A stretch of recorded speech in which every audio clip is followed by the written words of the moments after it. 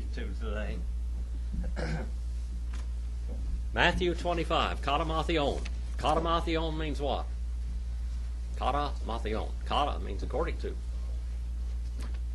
According to the Gospel of Matthew. That's what's written at the heading of this book in the original language, katamathion. What does Matthew mean? Aha. Huh? What does Matthew mean? What does Matthew mean? Gift from God. Gift from God. Yes, sirree. Gift from God. A gift of God. All right. Matthew, what kind of occupation did Matthew have? He was called Matthew Levi, wasn't he? Matthew Levi, that was his name, Matthew Levi. And what was his occupation? Remember Brother Roger? He was a tax collector. This is one of the heathen rascals, according to the Jews. They hated tax collectors. This is what they called in King James what? Republicans, wasn't it? Publicans. The publicans. All right. Well, Matthew 25. The first part of Matthew, this is a review for about 5 minutes here. Last week we were talking about the 10 virgins. Now the 10 virgins are not the bride, are they? Who are they? Who are the 10 virgins? There were 5 foolish ones and 5 wise ones. Who were these 5 wise virgins? Who were they? What? Followers of God. Well, they weren't exactly followers of God. If they would have been, they'd have been a bride. They're friends of the bride. The friends of the bride. All right. Friends of the bride. Yes, Brother Rex. Friends of the bride. Okay? They were friends of New Testament churches in the church age. These people are going to get in heaven if they're born again. If they're not born again, they're going to be the foolish ones. And where are the foolish ones going to go? They're going to get to tread fire. How long can you tread fire? All right? That's where the foolish ones are going. Those are the ones that are, all of these have religious garments, don't they? All got wedding garments. They're all virgins. You know, they're all supposedly chaste, religiously chaste people. And they all had lamps, didn't they? Now, lamps was their personal property, but some of them didn't have any oil in them, did they? What's the oil stand for there, as far as we know? The Holy Spirit. They weren't indwelt with the Spirit of God. If they weren't indwelt with the Spirit of God, they weren't born again. All right. So here we have this bunch. We have them, and now we're going to look at them in a different way. Okay? We're going to look at them in a different way now. The Lord, He just keeps coming in at different angles, trying to teach a lesson. And that's what I tried to do. When I lived up in Fish Lake Valley, some of those people up there didn't believe in security. They didn't believe in salvation by grace. And I flew in from every angle that I could think of trying to teach that. And you know what? The ones that weren't believers just didn't ever accept it. Whoof, they went. Mad. Always. People that reject the truth get mad, don't they? They get mad. And of course, the first religious persecution we have, a man that got mad and out there in the primal abode of mankind, what was his name when he got mad? And he was a religious reprobate. Cain. Cain was a religious reprobate, and he got mad at his brother Abel. Now Cain was the what? The heir of the promises. He was the firstborn. But the Bible teaches this. One thing, I want you to write this down. Now, this is really important. This is an important Bible doctrine. The rejection of the firstborn. God's rejection of the firstborn.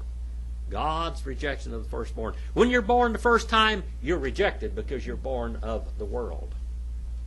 You're born once, that's not enough. You must be born again. See, you got to be born again. Esau was the firstborn, wasn't he? He was rejected. All right, who else was the firstborn that was rejected? Huh? Well, he was rejected, all right. Who else? Huh? Ishmael. You just go on down the line, just keep on going. You'll just see it over and over again. Who else? Who was the firstborn of Israel, of Jacob? Who was the first? Huh? Well, we already looked at Cain. All right. What's Jacob's firstborn? See a son, Reuben. Reuben, see a son. And he was rejected, wasn't he? He was firstborn, wasn't he? Yeah, Cain was firstborn. Yeah. Many, all, you just keep going down the line, down the line. Even that little old girl that had to dress up like a prostitute to get her father-in-law to mate with her so she could carry on the line, which the Tamar, remember her? Jake, you remember Tamar? All right. Judah's daughter-in-law. All right. She had 2 kids too, didn't she? She had 2 children too. Yeah, Perez and Perez. Yeah. He had 2. All right, just go looking down through the Bible, the rejection of the firstborn. All right, Matthew 25 and verse 30 says, "And cast out the worthless slave into outer darkness, in the place where there shall be weeping and gnashing of teeth." Now we go right on to another parabolic teaching, another analogy of good and bad. And basically one of the things this is talking about is the sheep and the goat nations. The sheep and the goat nations. By the way, this is the first time I taught this. I didn't think the world could stand this. These last 2 classes that I've taught. So I hadn't taught it for about 30 years. I didn't know the world could stand this or not. Because this is rough teaching, isn't it? This is hard teaching. And many people never understand what in the world is talking about. Most of the Protestant world doesn't know what we're talking about today or last week at all. Period. They get all this mixed up. There's a million different interpretations of the 10 virgins. The 10 virgins are not the bride. Remember that. They are not the bride. Now, this is not the bride either. This isn't the bride. Hadn't got anything to do with the bride right here either. But when the Son of Man comes in his glory,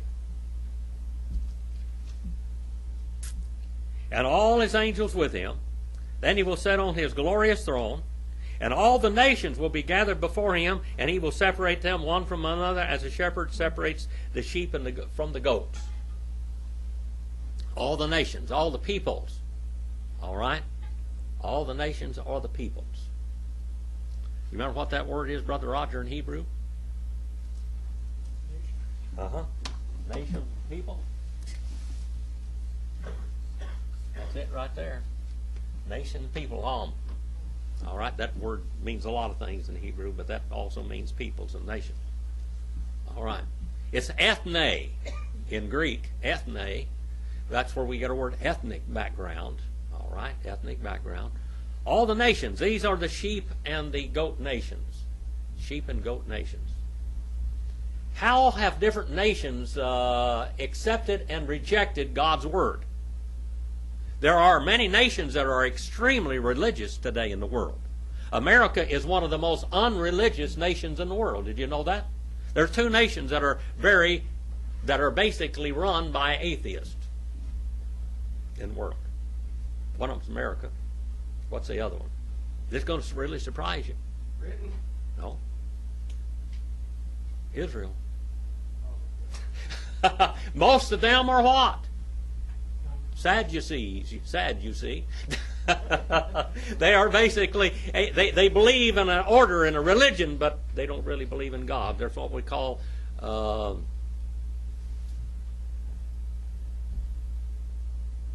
people that believe in order. They believe that there needs to be order in the world, but they don't believe in God-ordained order. And the Sadducees basically believe that God, the person of God, was invented by their forefathers. They don't believe in any spirits. They don't believe in any afterlife. But they do believe in order, okay? And the greatest part of Israel today is basically like that. And then you have the radical Israelism, just like you have a radical Muslim world. Radical Muslim world.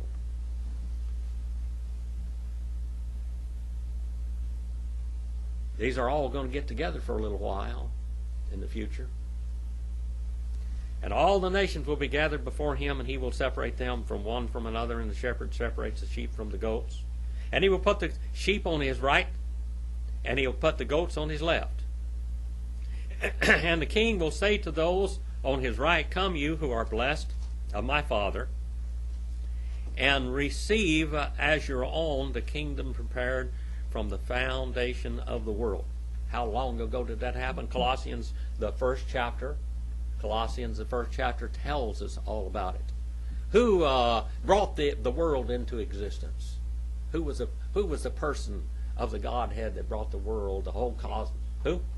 Jesus. That's what Colossians, the first chapter, says. By the way, we're getting Colossians up. If you go to discoverthewordwithdrjim.com, we're putting up hundreds of more classes from the Greek study, and Colossians is one of them. Colossians, and working on 1 Thessalonians and 1 Peter right now. We're just rolling them out there for the world. Colossians is a beautiful book. I'd go into that one if I had time today a little bit. We will go there and look at it for just a moment anyway. Colossians 1. We can't pass that up. It's a chance to brag on Jesus. Colossians 1:15. And he is the image of the invisible God, the firstborn, it says, of all creation. It actually what it means is the head of all the creation. The arche, the head of all creation. And what is that in Hebrew, Brother Roger? Head. Rosh. Rosh. All right. And the first word in the Hebrew Bible is Barashith. That means the head. In the beginnings, in the heads. All right. And in John 1:1 it says in arche, in beginning. All right. And Jesus is the head of the creation of God. For in him all things were what? Created, both in the heavens and upon the earth. In the heavens and upon the earth. In the Uranoes, or the Hashemayim, and upon the Gay, or the Haaretz, the earth. Visible and invisible. There are more invisible things and powers around us than what we realize. This room is full of spirits. Did you know that? Full of spirits. And full of angels, too. Angels and spirits. Full of it. Now, all the spirits and all the angels, when God created them, were perfect. But angels and spirits, like man, had volition. Some went the wrong way. People go the wrong way. The Bible teaches us that at least 1/3 of the spiritual realm and 1/3 of the angelic realm went the wrong way. And God has prepared a place for them where they can tread fire from now on. Okay? That's that place right over here. See that? Whether the thrones or dominions or rulers or authorities. There's Brother Art. And all the things have been created through him and for him. For he is before all things. He is the head of all things. All right? And in him all things are held together. And then it says he is the head and body of the church. He is the beginning. He is the firstborn from the dead.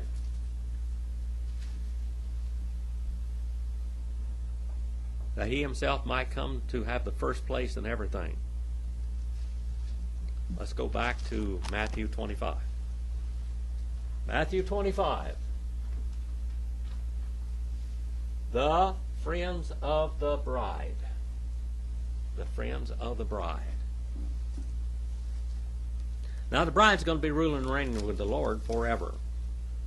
How important is what you believe today? Remember last week we talked about the doctrines of the Bible. If you've got one of those little books, Doctrines of the Bible, with you today, turn to lesson number 8. We'll be there in a minute. What you believe is eternally important. Your baptism is eternally important.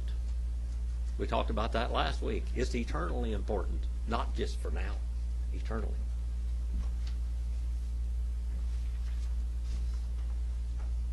Inherit the kingdom prepared for them from the foundation of the world. Actually, from before the foundation of the world. And then he says here in verse number 35, For I was hungry, and you gave me something to eat. And I was thirsty, and you gave me drink. And I was a stranger, and you invited me in. What's he talking about? Who are the sheep and the goats? Primarily. Primarily, they are the nations. How nations have taught and treated God's people. Secondarily, the people in the nations. The religious people in the nations. Have they tolerated us old worthless Baptists all the way down through the ages? What's happened? Between 50 and 100 million Baptists were murdered. They're still being killed in some places in the world for what they believed. Mostly by religious people. What is the greatest upheaval in the world today? It's not atheism, is it? What's the most problem in the world today? It's not the atheists giving us all the trouble. It's religious people. You look at the Muslim world today, and all they're doing is imitating what the Catholic Church did for 1,500 years. That's where they learned it. They learned it from Catholicism. The Catholicism, if they had the power today, they would be doing the same thing. And in the end time, these great religions will all be in power under the hand of the Antichrist, and they will be doing it again, religiously cutting people's heads off in public. We've seen that on television, haven't we? I mean, I haven't. You did, because you got a television. I got one, but it plays DVDs. That's it. He will put the sheep on his right hand and the goats on his left. And he said, you gave me something to drink, and you invited me in, and you're naked, and you clothed me, and I was sick, and you visited me, and I was in prison, and you came to me. Brother Art's in a prison ministry and a jail ministry. And he's going and visiting them prisoners, aren't you, brother, and preaching the gospel to them. Yeah. That's right. Then the righteous will answer him, saying, the righteous, who are the righteous? Dikaiosine. Dikaiosine. What is a righteous person? Dikaiosine. That's the Greek word. Tzedek is a word in Hebrew. What's it mean? Somebody that's been born again. Somebody that's covered by the blood of Jesus Christ. Then those that are saved will answer him, saying, Lord, when did we see you hungry and feed you, or thirsty and gave you? This is not the bride.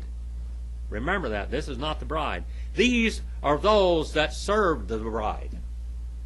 These are those that served the bride. And when did we see you a stranger, invite you in, and naked and clothe you? And when did you see you sick or in prison and come to you?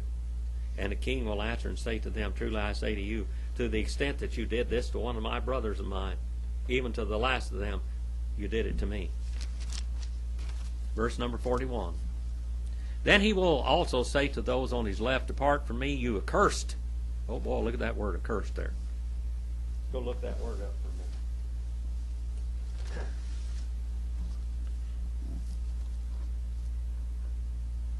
The word accursed.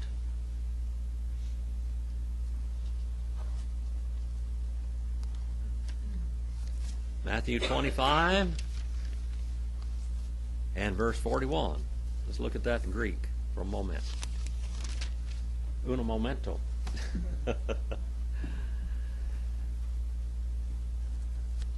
Matthew 25 and verse 41. I got off over here on the wrong chapter. In Greek here it's longer than it is in English. It says more. Then he will say, he will issue an edict also to the ones out from the left side of him, you go from me. Get out of here. Having been accursed, kata e romanoi. Accursed ones. Accursed ones. Down cursed, down judged. You've already been judged. You know what, if you don't have Jesus Christ, John 3:18 says what? Go, someone quote John 3:18 for me, or go there real quick. John 3:18. Remember that, Brother Mike? Anybody remember John 3:18? That's a pretty good verse. That's exactly what it's talking about here. John 3:18. Anna, you got that? Can you run up here real quick for me?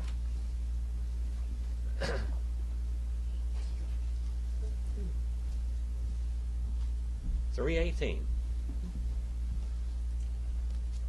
There is no judgment against anyone who believes in him, but anyone who does not believe in him has already been judged for not believing in God's one and only Son.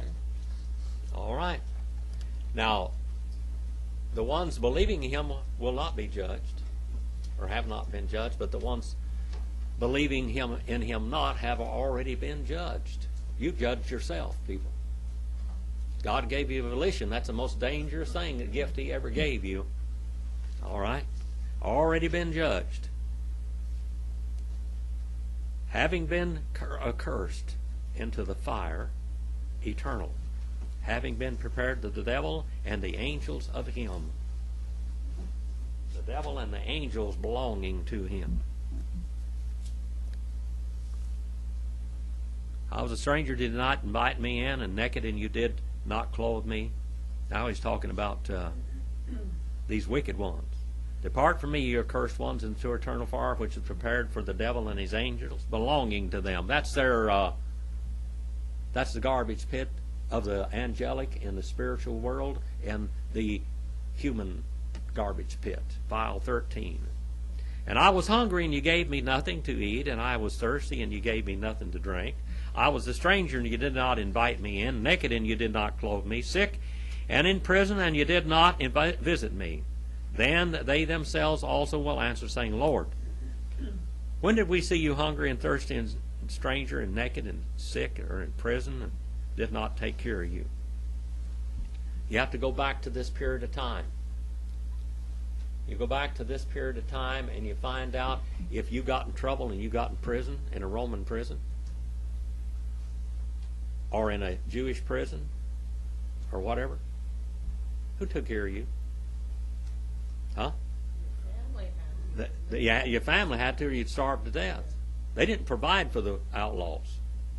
We make a real big mistake today. We provide for the outlaws. We provide for them. We have prisons out here where they got televisions and all this kind of stuff. We have workout equipment and everything else. My stepfather, Dale Remling, he always looked like Johnny Weissmuller or Mr. Atlas. Most of his time he's prison pumping iron, boy, just a really big muscle and everything. He could curl 185 pounds like this, you know. I mean, he was strong. Spent a lot of time in prison doing workout.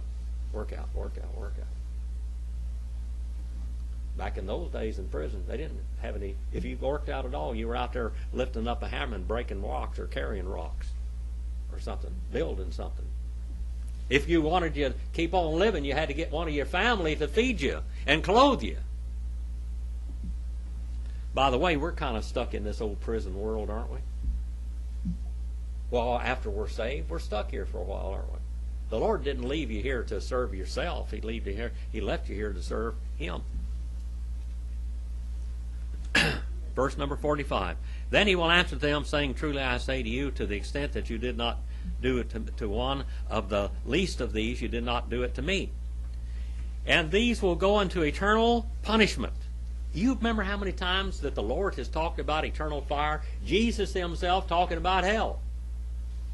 Over and over and over and over and over again. Montana, are you looking for a... Well, come up here real quick. You need this. On lesson number 8. We're just about to go to that book.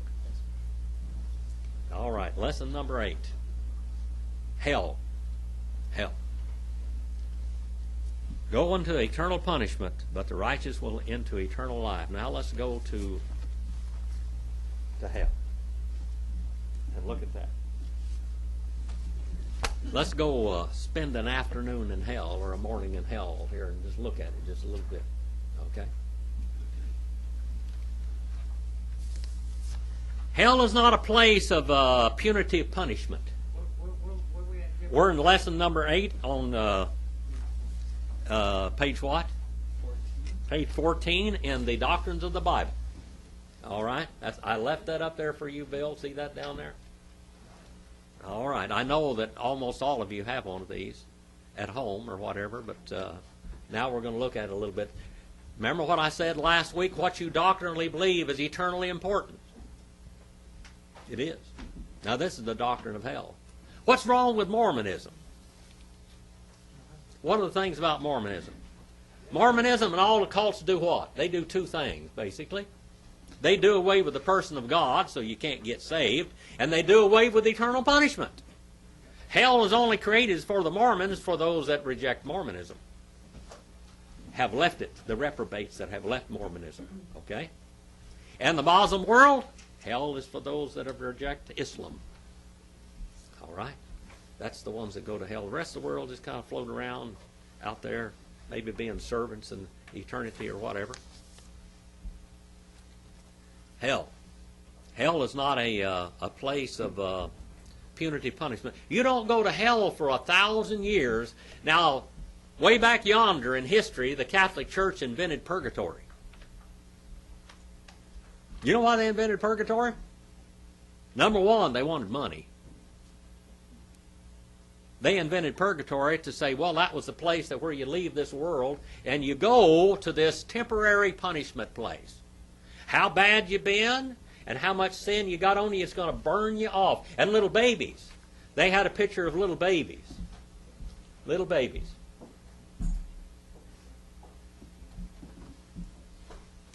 This was their idea. Here's a little baby on a spigot.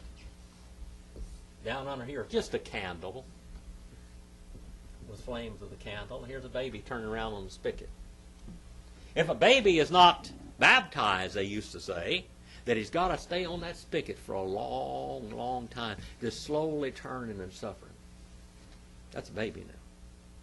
Now, if you've been real bad or semi-bad, but you had baptism, Catholic Church, you've got to have their baptism. You've got to have baptism. You've got to be baptized.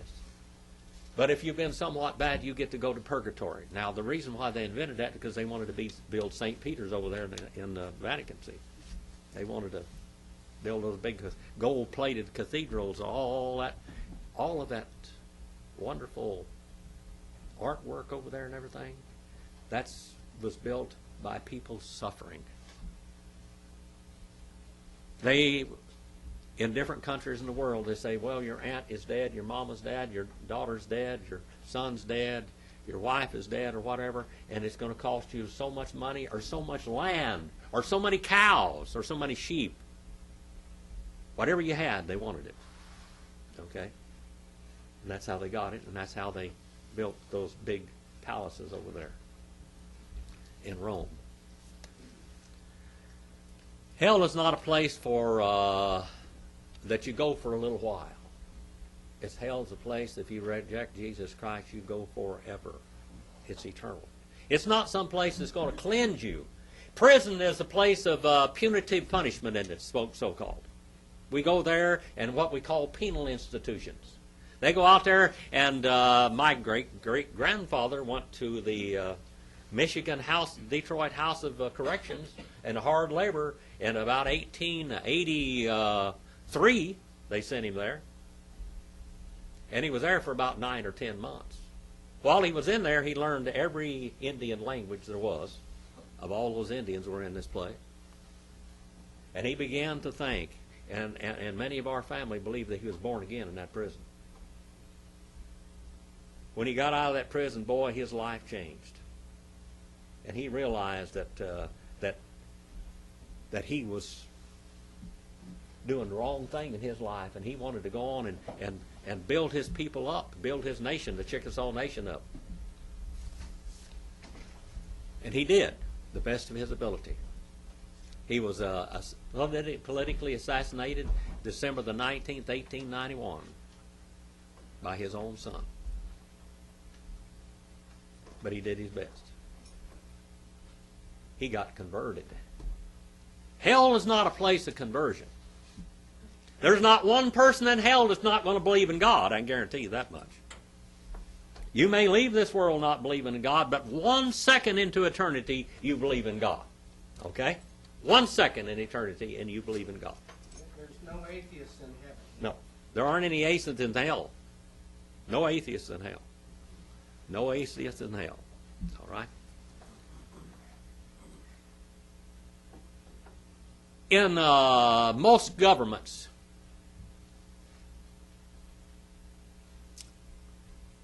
after the flood, one of the basic doctrines, one of the basic statutes of a government was what? If a man killed somebody and you had evidence that he absolutely killed the person, what was the crime? What was the punishment?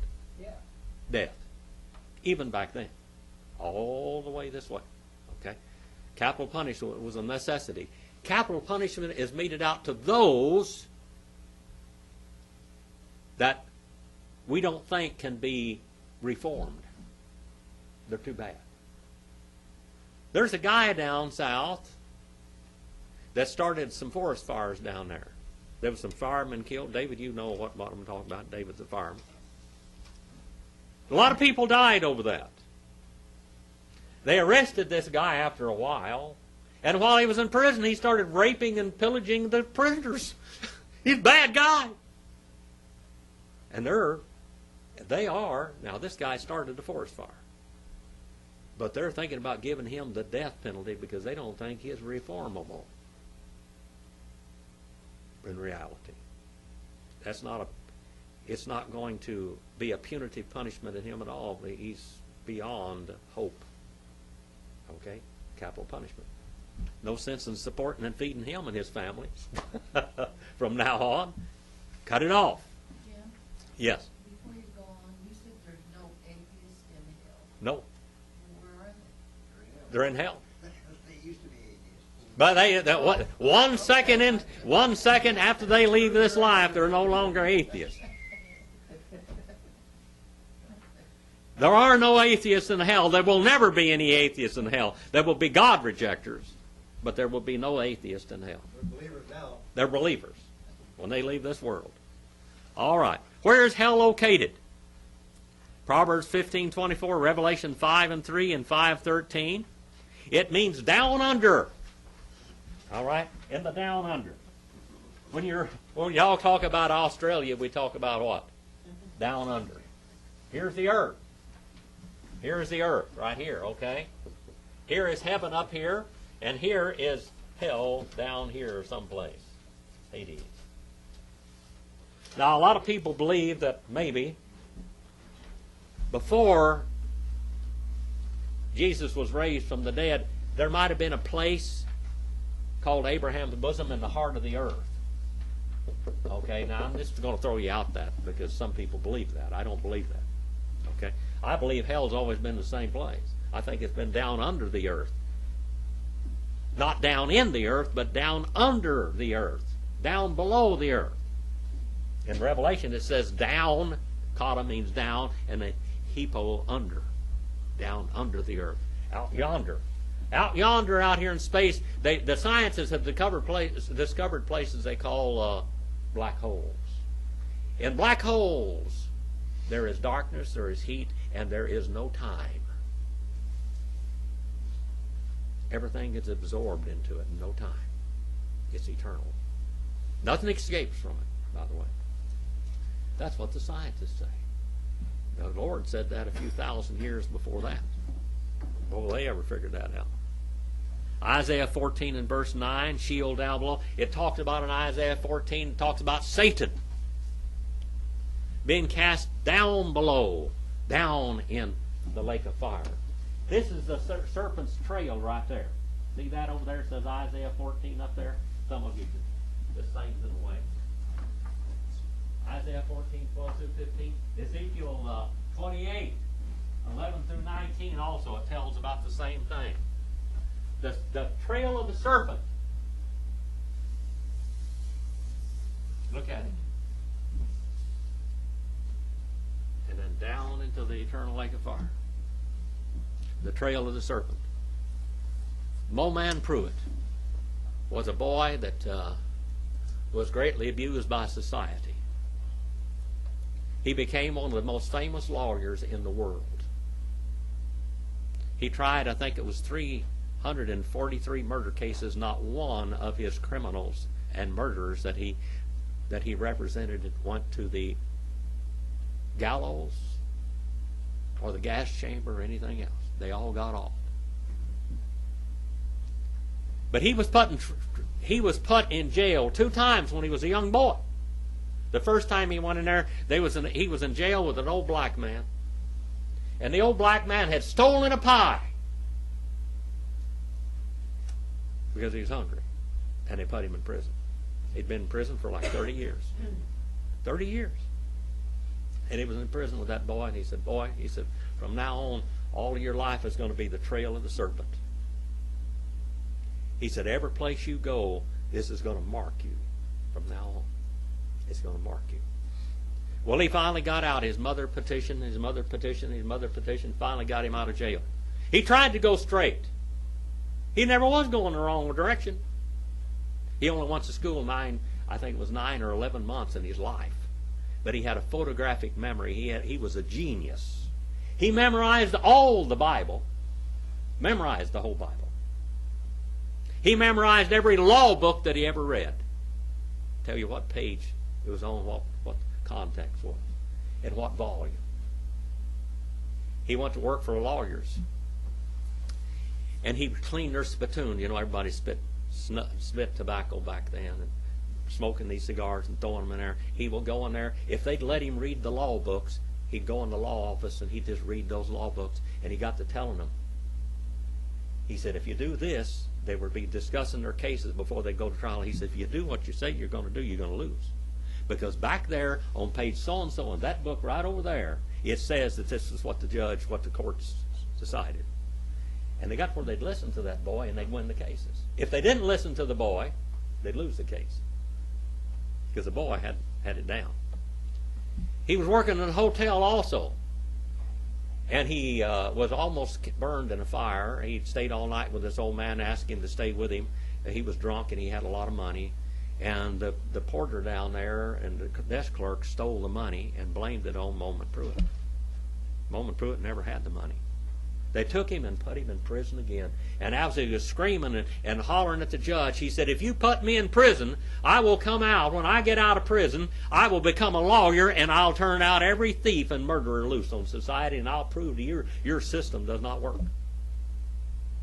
He said, that old man told me that I would have the trail of the serpent following me, and that's exactly what's done. He said, you're throwing me back in prison because of what I didn't do before. And was in prison. Well, his mother finally got him out of there, and he became one of the most famous lawyers in the world. And guess where he grew up? Pauls Valley, Oklahoma, right with my family.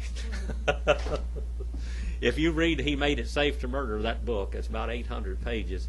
The first third of it is about Pauls Valley and the Paul family. Hell is not a place of reformation. Hell is a place of eternal punishment. For whom was hell prepared? Matthew 25 and verse 41. We just read that. Who was hell prepared for? Huh? The devil and his angels. Because they go way back in yonder eternity, don't they? Before any physical thing was ever created, they were created. Way back there, we know that Michael and Gabriel and Lucifer were all what we call archangels as far as we know. Now the Hebrews, the Jewish people, say there's 7 archangels. Did you know that, brother? They say there's 7 of them. I don't believe that. I think there's 3. They're named them. It doesn't call all of them archangels, by the way, but we think they are by conjecture and what the Bible teaches. There's angels and there's spirits. Now they aren't the same. Angels have form. And when angels are seen, what do they look like? When angels appear, what do they look like, Brother Rex? Men. All right? Men. They look like men. All right? Now, spirits are different. Spirits don't have form. Spirits seek to dwell in human or animal flesh. They seek to dwell in human or animal flesh. That's what we call demon possession. This is what we call demon influence. Every time somebody takes an illegal drug, they're inviting demons into their bodies. Every time they take an illegal drug,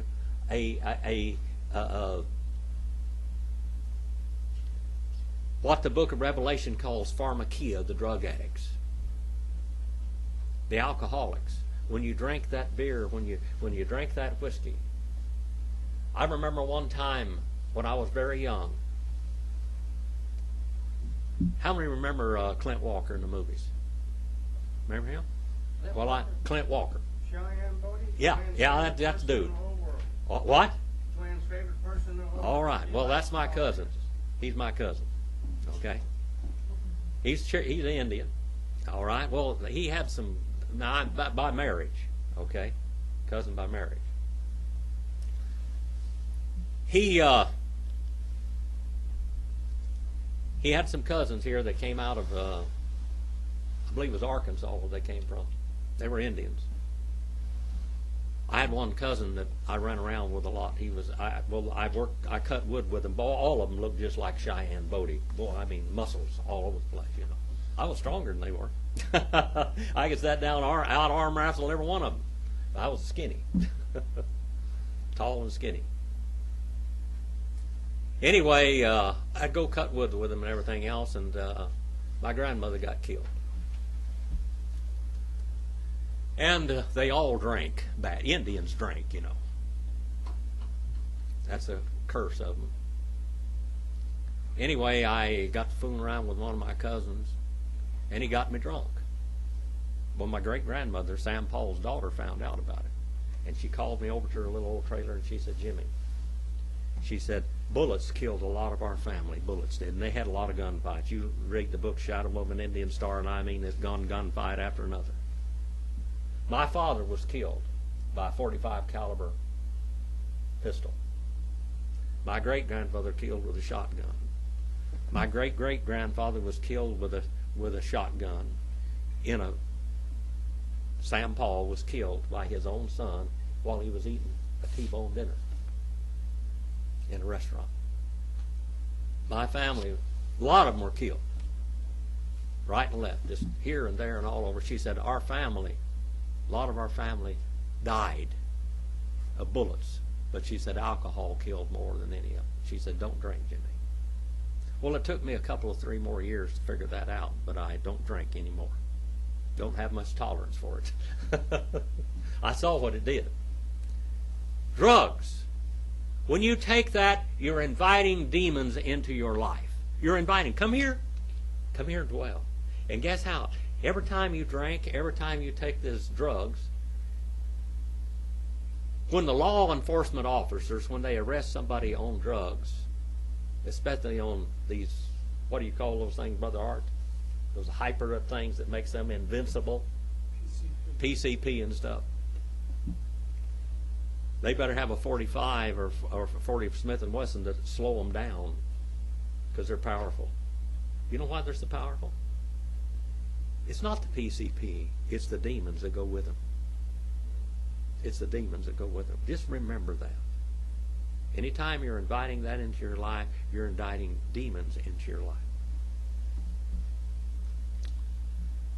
How is hell described in the Bible? Vacation paradise? What is it? Revelation 20, 10, 14, and 15. Revelation 20. Let's look at that. Revelation 20. Rough place, isn't it? Revelation 20. You got it all down in front of you there, all of these scriptures. Revelation 20. And verse 10 says, and the devil who deceived them was thrown into the lake of fire. Look at here. Right on down here. See there? Revelation 20 and 10. You can follow that trail of the serpent right here. As that old black man said in prison, that old Moulman Pruitt was marked with the trail of the serpent. The devil deceived them was thrown into the lake of fire and brimstone, where the beast and the false prophet are also, and they will be tormented day and night forever and ever. Now there's also a bottomless pit, isn't there? Revelation 27 through 9. Look at that. See that over there?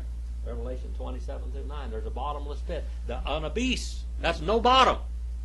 In the Old Testament, if you look over here on the next page, words from the original language pertaining to hell and paradise. Look at that. Look at that down there. Sheol. Sheol means what? Place talked about. Simon comes from that name. The word Simon or Simeon. What is that?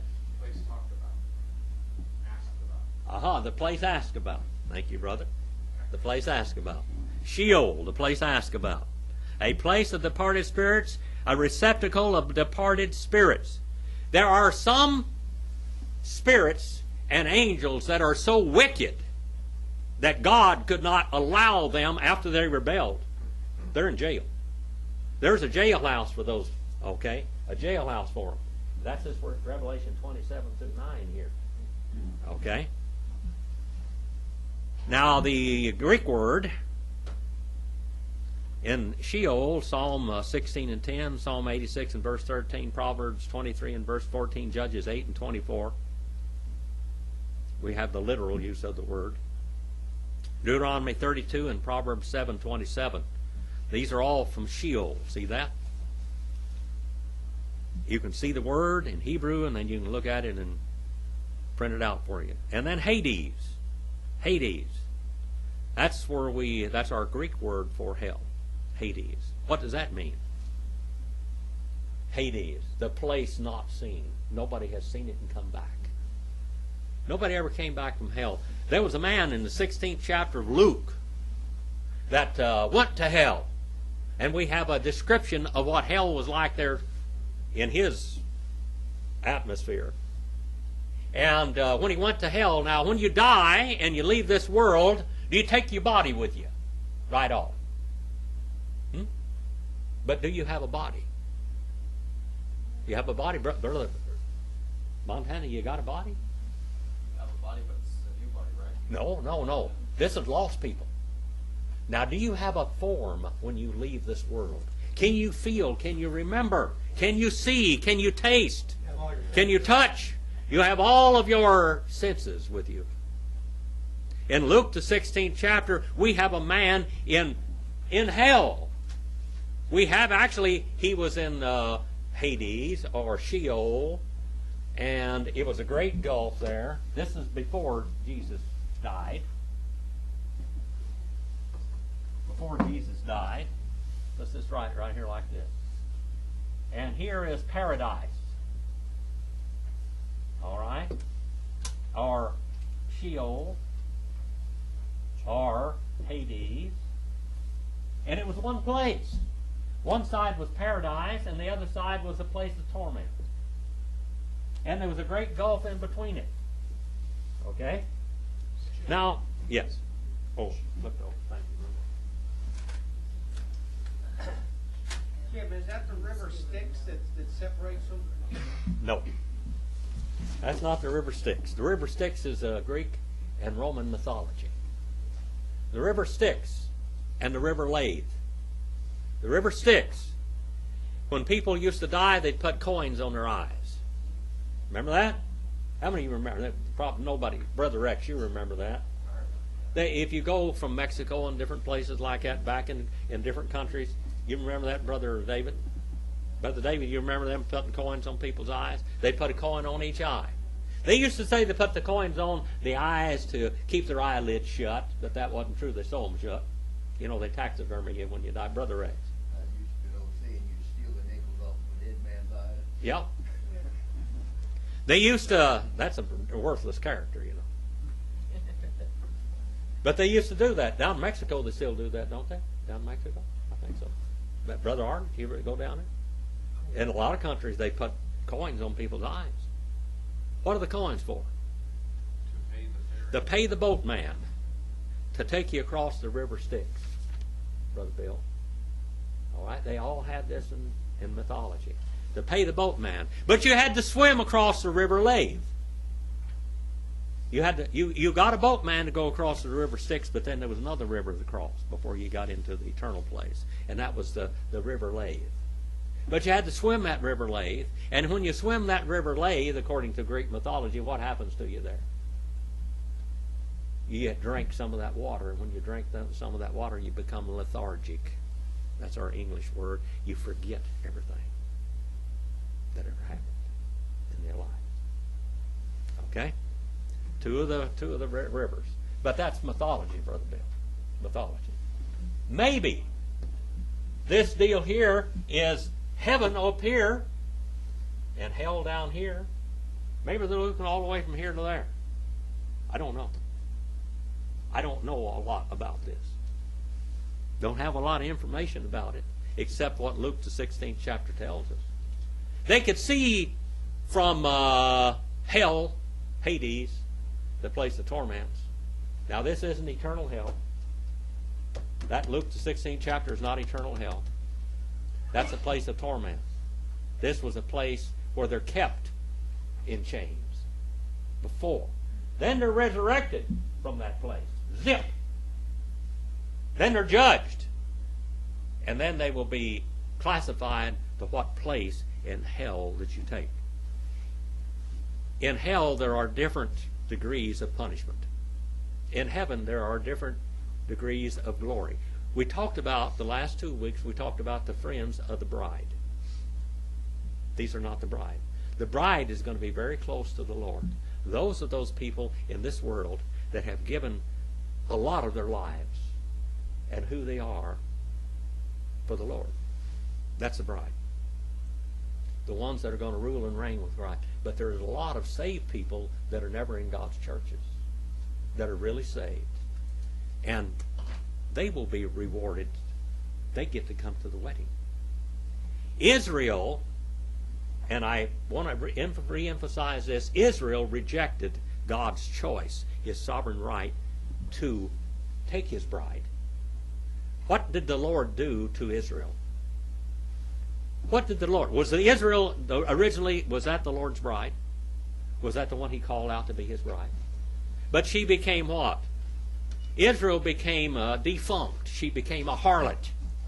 So he divorced her, and he made another choice. In the New Testament, he chose another bride. And Israel, all during the Christ ministry, refused to accept his sovereign right to choose whom he chose. Not only that, Israel rejected being even guests at the wedding. Those people there rejected. Not only wouldn't they become part of the bride, but even in the world today, when a Jew is saved today, far and few between, they still want to go to synagogue, don't they? Still want to go to synagogue. They're not going to come to church. They're not going to come to one of God's churches. They still want to go their own way because they still are rejecting God's right and his sovereign choice to choose whom he will. Well, some of those guests at the wedding may be some of those saved Jews or saved people out in the Protestant world or whatever. That's who the guests were. Some of these guests here that we're talking about today may be those. It's not the bride. We're not talking about the bride at all. The bride is going to be with the Lord. Those that are really, really sold out for Jesus. Sold out. What you believe now and what you do now is eternally important. How would you like to be a guest at the wedding? Do you want to be the bride, in the bride? Or do you like to be a guest in the wedding? Or out there in the straggling around out there, some kind of a gutter sweeper? That's what you're doing today. It's where you're going to be in eternity. And it's going to be for all eternity. Let's go back to Hades now. Tartarus, the pit of gloom, pits of thick darkness, like quicksand, to hold a captive in a chain of darkness. Thayer, page 615 in 2 Peter 2 and 4. 2 Peter 2 and 4, let's go there. Some of these angels were so bad that they had to be kept down here in Revelation 27 through 9 in this bottomless pit. And in 2 Peter 2 and 4. 2 Peter 2 and 4, it says, all the way back to 2 and 1. But false prophets also arose among the people, just as there also will be false teachers among you who will secretly introduce destructive heresies, even denying the master who brought them, bringing swift destruction upon themselves, many who will follow the sensuality of Selgia. Because of them, the way of the truth will be maligned. And in their greed, they will exploit you with false words. Their judgment from long ago is not idle, and their destruction is not sleep. For God did not spare angels when they sinned, but cast them into hell, into Hades, and committed them to pits of darkness reserved for judgment. They're reserved. They're placed there in chains. My great-grandfather Sam Paul, one time he arrested a killer from Texas. You know the Chickasaw Indians, when they brought them out of Mississippi and took them into Indian territory, they put them out on the wild frontier. That the Choctaws actually owned the land, but the Choctaws wouldn't go there because there was wild Comanches and Kickapoos and Kiowas out there. That's the wild horse Indians and Texans. The Texans would, the Comanches, was, Texas and New Mexico and all through there. That was all part of the Comanche territory and the Kiowa territory. They were the horse Indians. They were wild. And they came into the area when Smith Paul, my great-great-great-grandfather, first went into Paul's Valley. He found some dead people there scalped. They were scalped by those horse Indians. When the Choctaws took apart all of this area in there, they gave them all this part of Oklahoma, and they didn't have any place for us Chickasaws at all. And so they said, you're going to take part of the Choctaw Nation. We don't have to buy it. You're going to rent it a space for a little while. And the Chickasaws said, we're not going out there, except for my family. The wild Pauls, They went out there, the Pauls and the Waits. Fred Waite and the Lincoln County War with Billy the Kid. That was all my family, that bunch of wild Indians. Fred Waite was that real tall Indian that played in them. They played Lou Diamond Phillips played him. That was Fred Waite. He was a tall, about 6'4", 6'5" Chickasaw Indian. His father was a marshal. His grandfather, Smith Paul, was a marshal. All of them marshals in this wild strip of this Choctaw territory. They had so much trouble with the Texans and the Kiowas and the Comanches that the Chickasaws said, we won't go there until you build us a fort and have soldiers to help protect us from the Texans and from the wild Indians. But my family went in. And they formed their own police force. That's where the light horse detectives, the light horse policemen, the Chickasaw Indians, that was my family. Smith Paul and Tom Waite and all of them were the first part of it. But they went out into this area. And they kept coming in. Sam Paul was a real Rooster Cogburn. Anyway, he arrested a man by the name of John Farrell. John Farrell was a Texas outlaw that was a murderer. And he came into Indian territory, and they sicked Sam Paul on him. When they sicked Sam Paul on the outlaw back then, he shook. In the movie, Rooster Cogburn, when they said Rooster Cogburn, it just shake like this. That's what they did when they mentioned the name Sam Paul. He was the greatest deterrent to crime in the Indian territory, they said. Well, anyway, he arrested John Farrell. Took him home, fed him dinner in his mansion. Great big dinner there and everything. And after the dinner, he treated him like a prince. He took him up into his bedroom. They didn't have a jail. Sam Paul took him up to the bedroom, and when he walked into the bedroom, after he told, you people, John Farrell said, you people is good Indians. You real high-classy Indians. He liked the way they taught him and treated him and everything and fed him and all that. When he walked up there into the bedroom, he saw leg irons and chains on the floor. He said, what are you going to do with them? He said, I'm going to put them on you. He said, you ain't putting them on me.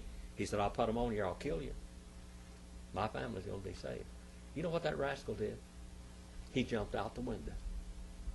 And Sam Paul shot him and killed him. That was it. He cussed him all the way down the stairs, down out there to the rose garden where he was laying out there bleeding to death, and cussed him all the way down there. He said, I brought you into my home. I treated you like a prince. And he said, you're laying out here now in my front yard, dying and messing up the whole place. You ruined my whole evening. When he got out there, he looked up and he said, oh, Lord, don't let him kill me. Sam Paul said, it's not between you and God, it's between you and me, and you're a dead man. Boom. It's over with.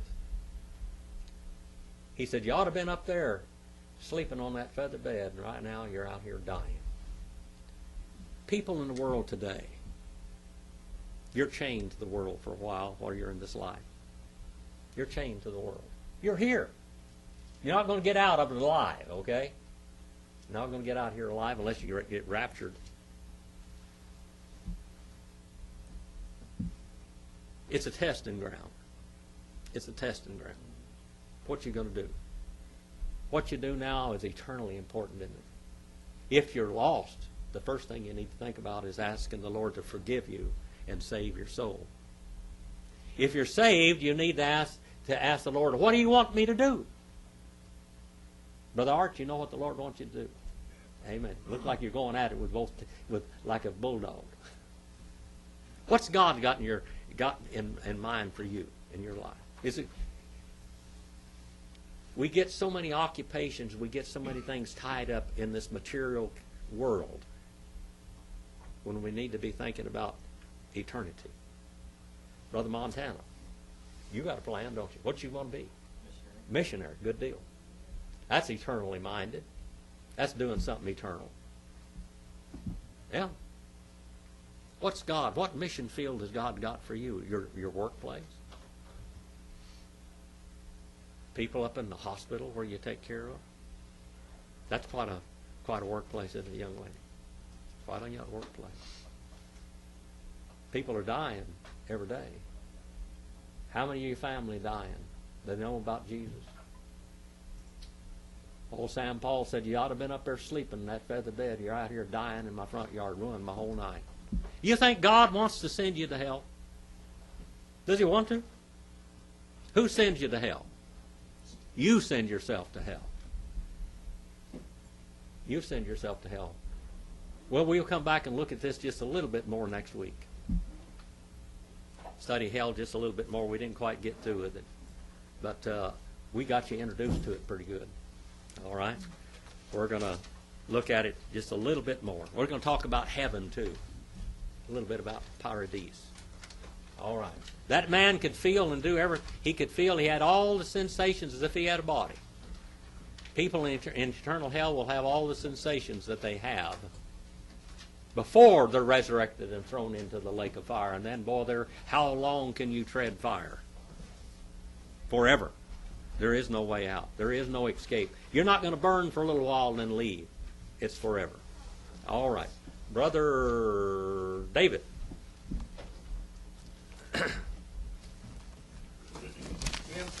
Yes. There's a couple announcements here. Okay. Well, let David come up here, and then he'll get you up here. I'm going to turn this to him, and he'll get you up here, okay? I just want to get away from this camera here, see. You want me to do the prayer for this? You do them from there. Do them first. You're improving yourself. You're going to take some classes. If you work for the church, Sunday school, usher, whatever, they're having classes for that. Candy donations.